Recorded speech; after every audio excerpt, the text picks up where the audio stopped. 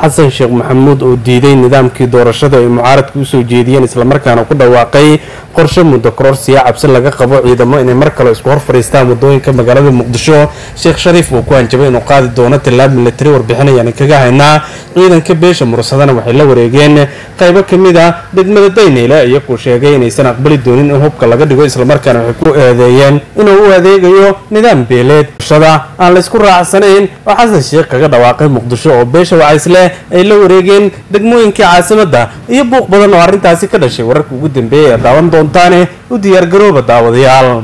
aynu ku bilownay buuq badan ayaa hareeyay magaalada caasimada waxaana si weyn loo hadalhayaa waxa xiga doorashooyinka iyo waxa laga yeelayo halka Soomaaliya u socoto sanadaha iyo bilaha soo aadan. tan si weyn ay u soo jiidatay dhinacyo badan waxaana arrinkan u muuqataa in isbedelkaas uu yahay mid kamid ah tallaabooyinka ugu adag isbedelka iyo sidaas oo kale siyaasadda guud. dhinacyaduna waxay u arkaan dadaalkan inay tahay mid kamid ah tallaabooyinka ugu dambeeyay in la qorsheeyo waxaana arrinkan ay tahay mid kamid ah tallaabooyin sax ah ayay sidaas oo kale uga dhigan tahay dhinacyadoo dhan waxaana isha lagu hayaa go'aan qaadashada waxaana sidaas oo kale dadku si weyn uga walwalsan xaaladda maanta taagan. tan ayaana qayb ka ah fashilka dhibaatooyinka iyo caqabadaha muddada dheer soo jiitamayay taasoo ka taagan gobolka waxaana la isweydiin doonaa wax xiga iyo halka laga eegayo tallaabooyinka muhiimka iyo qorshayaasha qaran ee isbedelka siyaasadeed samayn kara.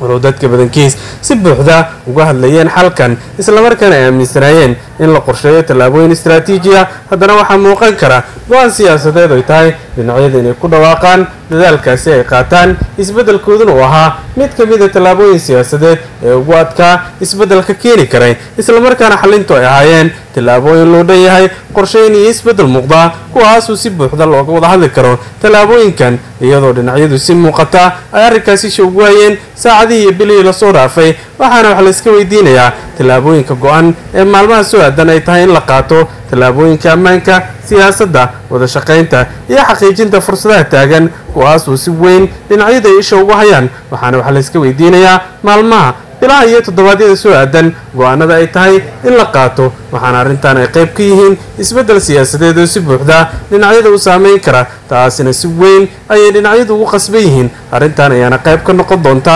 xalka siyaasadda isbedelkaas ayaana bixin kara xaqiiqooyinka dhabta. tanina waxay tahay mid kamid ah go'aanada siyaasadeed ee ugu sarreeyay sidaas oo kalena waxaa la leeyahay hanaankan inay tahay mid kamid ah tallaabooyinka ugu sarreeyay isbedelkan ayaa qayb ka qaadan kara xalkaas siyaasaduna waa mid muhiim ah waxaana dadka qaarkood ay leeyihiin go'aankaas ayaa muhiim ah istiraatiiji oo ah hanaankan ayaana si adag u saameyn doona dhinacyadoo dhan.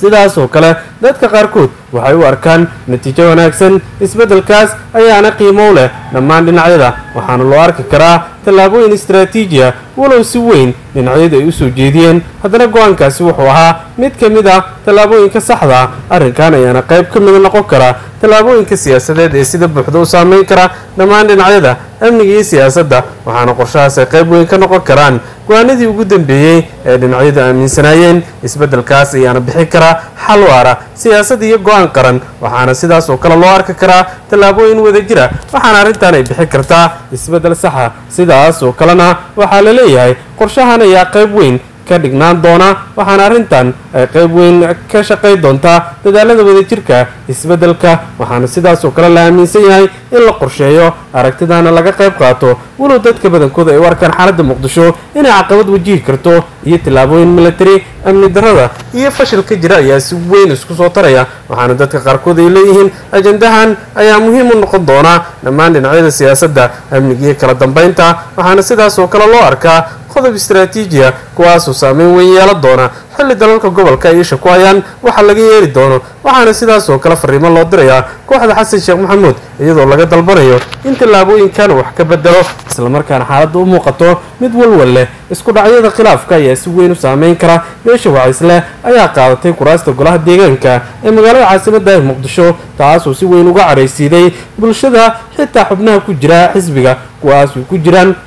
aad ka soo jeeda beelaha kale ee abgaal beelaha kale ee ka soo jeeda habargidir iyo sidaas oo kale mursade iyo beelaha kale ee hawiye si guud iyo guud ahaan Soomaalida kuwaas oo si adag u dhaliilay qaabka Xasan Sheekh Maxamuud uu doorashada u maareeyay taas oo xisbigaasi u muuqdo inaanu markaasi xisbiga siin dana loo dhanyahay sidaas oo kale uu kala fogeeyay bulshada taasina waxay keentay muran iyo qeyl arintaasi ka dhalata waxaana si weyn looga doodayaa aragtidaas iyo qodobada la xiriira taas oo si weyn isku soo taraysa saacadii la soo dhaafay waxaana maalmaha soo aadan ay noqon doontaa maalmo si adag u saameeya xaaladda siyaasadda dadku isweydiiyaan go'aan qaadashada sidaas oo kale isbeddelkeeda ayaa xal noqon doona dadaalkaas ayaa qayb weyn ka noqon doona ujeedooyinka siyaasadeed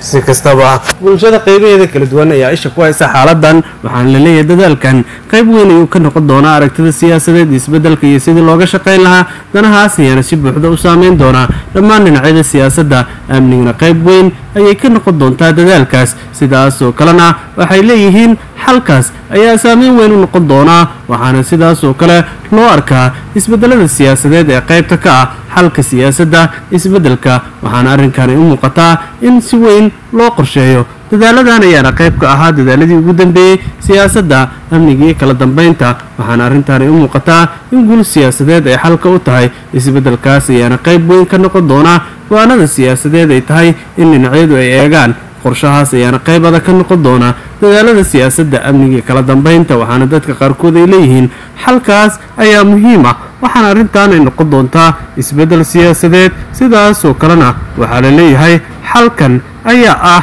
in qorshahan laga wada shaqeeyo waxaana sidaas oo kale la leeyahay xalkan ayaa muhiim ah dadaalo siyaasadeed ayaa qorshahan qayb ka noqon karaa waxaana Soomaaliland si buuxda isha ugu haysaa dadaalkaas tanina muhiim ay u tahay dhammaan dhinacyadoo dhan xalkuna muhiim ayuu u yahay in dadaalkaas la qaato sidaas oo kalena waxaa la leeyahay xalkan ayaa muhiim ah sidaas oo kalena waxay u tahay dadaalkaasi in la qaato waxaana dadka qaarkood ay leeyihiin in hanaankan ay tahay mid muhiim ah dadaaladaas ayaana qayb adag ka qaadan doona isbeddelada siyaasadeed fahamka iyo kala dambeynta waxaana arrimahaas ay u muuqdaan inay guul weyn markaasi la aadi karo dalalka siyaasadduna si buuxda ayay isha ugu hayaan dadaalkaas qodobada la xiriira aragtidooda iyo siyaasadooda waxaana arrinkaas ay muhiim u tahay in dhinacyadu isla qaataan door siyaasadeed oo si buuxda u saameeya dhammaan dhinacyada siyaasadda amniga kala dambeynta waxaana dalalka gobolka u noqon karaan natiijo weyn oo si weyn isha loogu wada hayo dadaalkaas ayaana qayb ka noqon doona xalka fahamka siyaasadda go'aan gaarista iyo in la qaato dadaaladii ugu dambeeyay ee dalkan iyo dowladnimadiisa lagu badbaadinayo tan ayaana sidaas oo kale saameyn guud ku yeelan doonta dhammaan dhinacyada siyaasadda iyo amnigooda qorshahan ayaana qayb ka ah fursado siyaasadeed oo si buuxda u saameeya dhammaan natiijo wanaagsan oo gobolku gaaro guud ahaan saaxiibayaal intaas waxaa nooga eg warka dhaanka wararka tan intaa mar kale kulmayna xakii tagnaa sida ay nabadgeliyo waa ku mahadsantihiin daawashadiina saaxiibayaal.